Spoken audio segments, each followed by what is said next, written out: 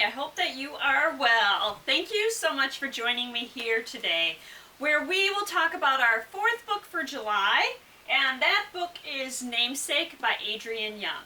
And this is the second book of the fable duology. I have not read the first fable, so I will keep my remarks on this book. So Namesake takes place mostly at sea and is a young adult fantasy in which pirates feature prominently.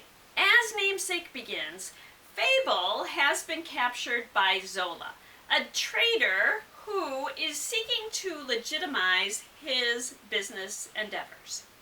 Zola is seeking a partnership with Holland, a gem trader who figures prominently in the story, and Holland is more than she seems to be. Zola believes that Fable is the key to making amends with Holland.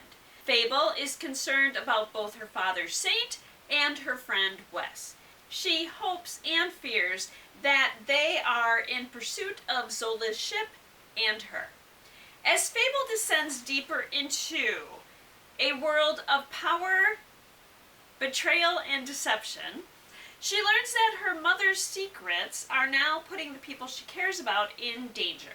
If Fable is going to save them, she must risk everything, including those she cares about and the home she has finally found. One aspect of this book that really drew me in is the strong character of Fable. Another is the setting at sea. So the books I'll suggest all have strong female lead characters. Two of them take place at sea, and one of them involves a woman, not at sea, who is seeking to pursue a career that others in her life feel is inappropriate for women. So let's get started. And our first book is Daughter of the Siren Queen by Tricia Levenseller. And this is a YA fantasy book. It is the second book in the Daughter of the Pirate King series. Having completed her previous mission, Alosa takes comfort from knowing that the villain Vordan is on his way to justice. But when Vordan reveals a secret that her father has been keeping for years, Alosa and her crew find themselves in a deadly race with the Pirate King.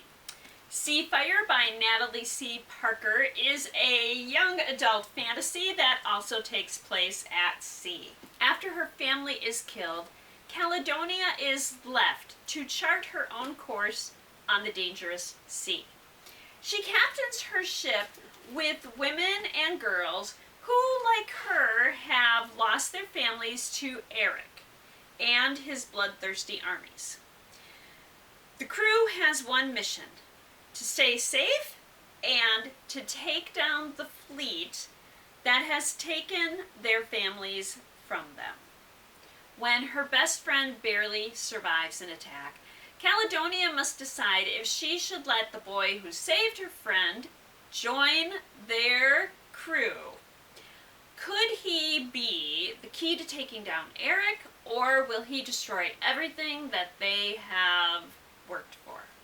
And our final book, our book set on land, is Stalking Jack the Ripper by Carrie Maniscalco. And this book is young adult historical fiction. 17-year-old Audrey is a lord's daughter. She has a life of wealth and privilege stretched out before her, but Audrey is living a secret, forbidden life. Against her father's wishes, Audrey sneaks away to her uncle's lab where she studies the gruesome practice of forensic medicine. Her work on savagely killed corpses drags Audrey into the investigation of a serial murder that brings her close to her own sheltered world.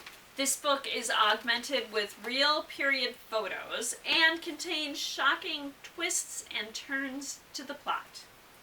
And there you have it. I will be back again soon with a bonus book review, and there's a twofold reason for this. When I selected what I am reading in July, one of the titles that I pulled from the to be read jar was The Obsession, and at that time it was checked out. A few days later, it was returned, so I grabbed it, checked it out right away with the plan of reading it and doing a book review on it. So that is what I'm going to do. We'll have a bonus book review of The Obsession by Jessie Q. Sutanto. Also, August is going to be a really busy month for me, and so I'm planning to just pull 3 titles from the To Be Read jar to read next month. And so this is kind of a way to make up for not having 4 videos next month. As you can see, I've already started reading it. I've got pages marked and passages marked. So we'll be back in a few days when we'll talk about The Obsession. Until then, I hope that you enjoy whatever you read, and I hope that you are enjoying your summer as well. And thank you.